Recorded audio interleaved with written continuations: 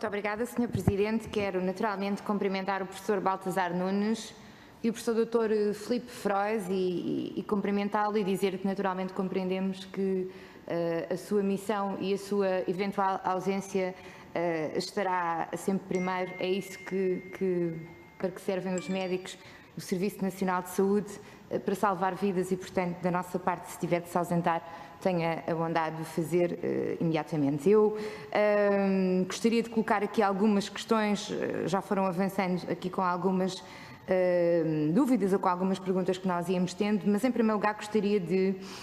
Tem-se falado naquele consenso mínimo científico para podermos desconfinar e alguns critérios assentes como balizas a partir das quais não se podem ultrapassar sob pena de estarmos a descontrolar a pandemia. Eu queria que dissessem exatamente quais são esses critérios. Portanto, temos estado a falar sensivelmente à volta dos 200 e 300 casos em UCI, cerca de 2.000 casos por dia, e também uma política de testagem que seja muito acima do número de casos, ou seja, que o índice de positividade não seja tão alto por forma a conseguirmos recolher os assintomáticos. Eu julgo que até nos últimos dias e com aquilo que foi ontem nas declarações do professor Manuel Carmo Gomes no Infarmed vinha exatamente nesta esteira. É que os novos casos por si só podem não ser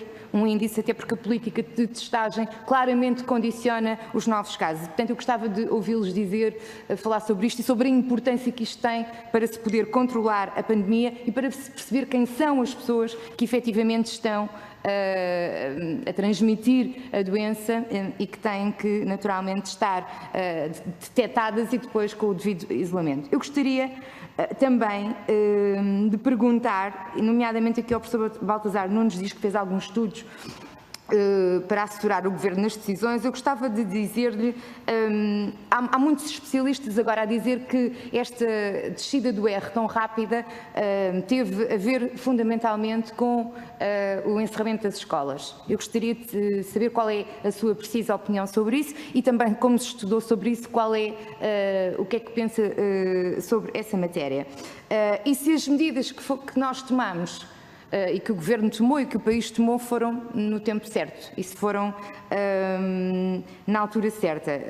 Eu também gostaria de perguntar se é possível afirmar, porque tenho lido em alguma literatura, tenho lido que também se poderá dizer que a queda nos óbitos poderá ter já algum efeito da vacinação nos lares, porque, como sabemos, os óbitos ocorrem sempre nas pessoas com mais de 80 anos, os lares têm sido um sítio onde a infecção prolifera com muita velocidade e eu queria que se pronunciassem sobre isso, nomeadamente aqui, se calhar, provavelmente o Dr. Filipe Frois, se acha que neste momento já podemos estabelecer esta correlação.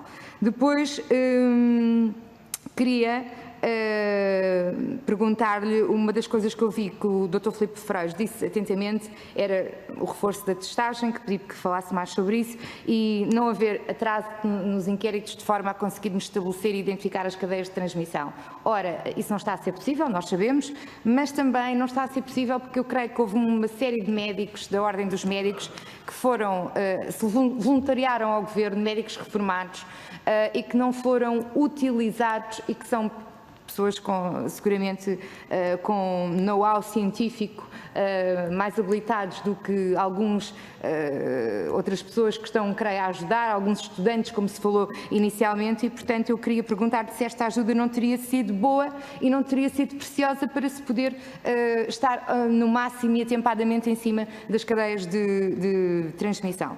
Depois, também queria perguntar-lhes se também tenho lido isto em alguma literatura de análise de dados, que aquilo que explica este acentuado, e eu julgo que até foi o professor Filipe Frois que disse isso, que estávamos a ser um caso de sucesso na descida. Fomos um caso, infelizmente, de sucesso na subida e, portanto, também vejo que só por isso seríamos um caso de sucesso na descida. Mas o que eu lhe queria perguntar é se há quem identifique que há cerca de 2 a 3 milhões de pessoas e com imunidade, os assintomáticos que passaram desapercebidos na malha, vou mesmo concluir, que passaram desapercebidos na malha dos testes e que são responsáveis por esta subida, por esta descida, peço desculpa, abrupta. Eu queria perguntar-lhe se também se estabelece essa relação e se vem alguma relação entre esta descida e estes eventuais 3 milhões de imunizados. Obrigada. Obrigado.